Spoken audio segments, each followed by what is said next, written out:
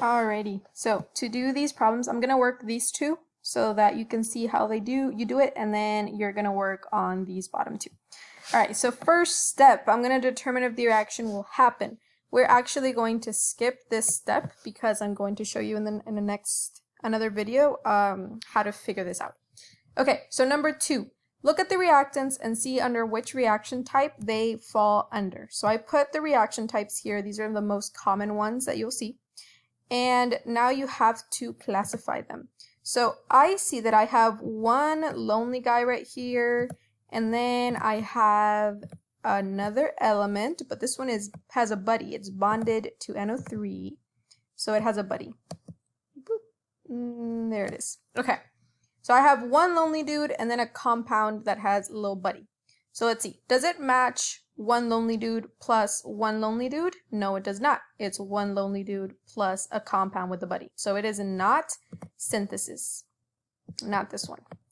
Then I have decomposition. This one is a compound with the buddy, and that's it. But that is not what I have here because I have a lonely dude and a compound with the buddy. So it is not decomposition. Single replacement. I have a compound with a buddy and a lonely dude. A compound with a buddy and a lonely dude. That matches pretty well. Let me just go to the double replacement reaction just to make sure. A compound with a buddy and a compound with a buddy. I have a compound with a buddy and a lonely dude. So it is not double replacement. It is a single replacement reaction. So for single replacement reactions, what happens is that one of these things will trade places.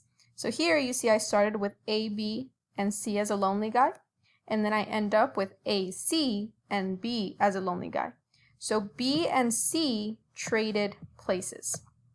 That is what is going to happen in a single replacement reaction. So when, I left this in here. Whoops.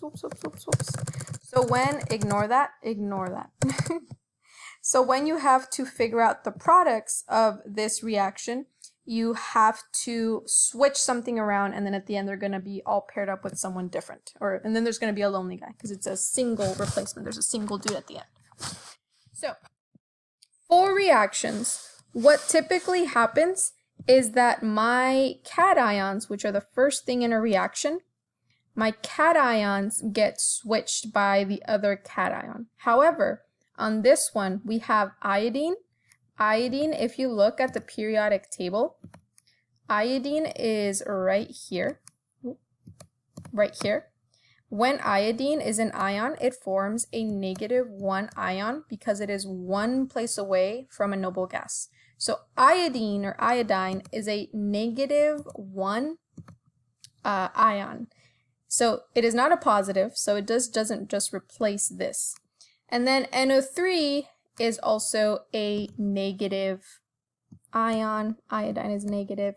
NO3 is negative. If you don't remember this, look at your polyatomic ions chart. You can also see it here where NO3 is negative right there.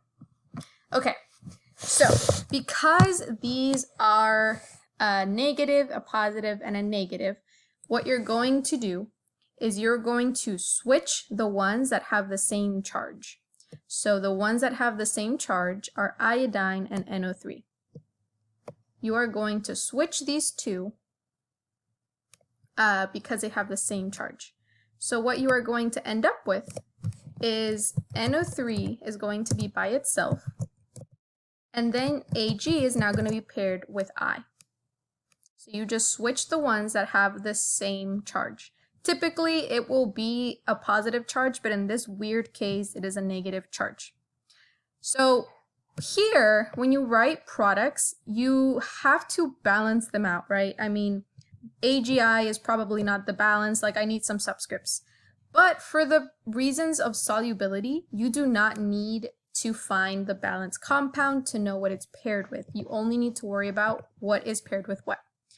So now that I have a compound, my products here written, after I switch them, I can go and see which one would be a solid. So I'm only going to pay attention to the ones that are actually paired up with someone. So like this one is a lonely guy. It's a polyatomic ion. It's not paired with anyone, so I'm not going to worry about it. So AgI. I have to first figure out the anion, and if you remember from the last video, the anion is typically always the second thing. Oh, that's not working. It's typically always the second thing, which is I, in this case, iodine. I have to go and find iodine over here. Oh, there it is. Iodine is always soluble in water, except when it's paired with these compounds. So I am paired with Ag in this compound, and I is always soluble except when it's paired with, ooh, there's my compound, Ag. So because it's paired with this one, it makes it insoluble. So this is insoluble, meaning there is a precipitate. Yes, a precipitate is formed because AgI is insoluble, meaning it does not dissolve in water. Alrighty, let's look at this next one. So I have one little thing bonded with another little thing. I'm going to run out of colors. Another little thing. And then I have another compound that again has a buddy. If you're still not familiar with all of these polyatomic ions, familiarize yourself. Look at that polyatomic ion sheet because you will see them a lot for solubility. Okay, so I have one compound that has a buddy and another compound that has a buddy. I'm going to determine what type of reaction this falls under. So I have one lonely guy, one lonely guy. That doesn't fit this because I have compound with the buddy and a compound with the buddy. I have just a compound with the buddy by itself. Nope, because I have two, not just one, so it's not decomposition. Single replacement, I have a compound with the buddy and a single dude. Compound with the buddy and compound with the buddy, so it's not single replacement reaction for this one.